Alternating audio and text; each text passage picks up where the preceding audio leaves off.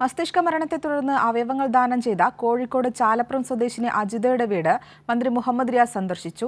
അജിത എടുത്ത നിലപാട് ലോകത്തിനാകെ മാതൃകയാണെന്നും ലോകമാകെ ഈ മാനവിക മൂല്യം ഉയർത്തിപ്പിടിക്കാനാവണമെന്നും മന്ത്രി പറഞ്ഞു.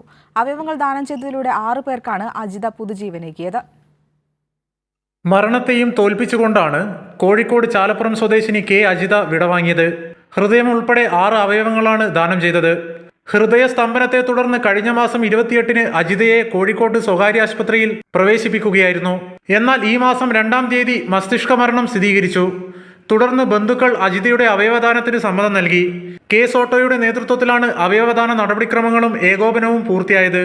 അജിതയുടെ വിയോഗം വലിയ വേദന ബന്ധുക്കൾക്കും നാട്ടുകാർക്കും ഉണ്ടാക്കിയെങ്കിലും അജിതയും ബന്ധുക്കളും എടുത്ത നിലപാട് ലോകത്തിന് മാതൃകയാണെന്ന് അജിതയുടെ വീട് സന്ദർശിച്ച ശേഷം മന്ത്രി മുഹമ്മദ് റിയാസ് പറഞ്ഞു.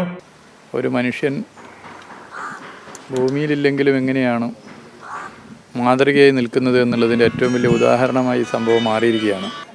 മനസ്സുകളെ സ്നേഹിക്കുന്ന, മറ്റു മനുഷ്യരെ സ്നേഹിക്കുന്ന നിലപാടിനെ ഇന്ന് എല്ലാവരും ഒരുപോലെ കാണുകയാണ്.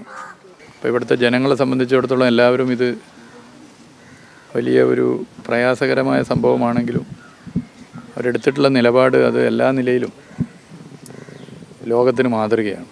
കോഴിക്കോട് മേയർ ഡോക്ടർ ബീന ഫിലിപ്പും മന്ത്രിക്കൊപ്പം ഉണ്ടായിരുന്നു. തീവ്ര ദുഃഖത്തിലും അവയവദാനത്തിന് സന്നദ്ധരായ ബന്ധുക്കളെ ആരോഗ്യ വകുപ്പ് മന്ത്രി വീണ ജോർജ് കഴിഞ്ഞ ദിവസം നന്ദി അറിയിച്ചിരുന്നു. കൈരളി ന്യൂസ്, കോഴിക്കോട്.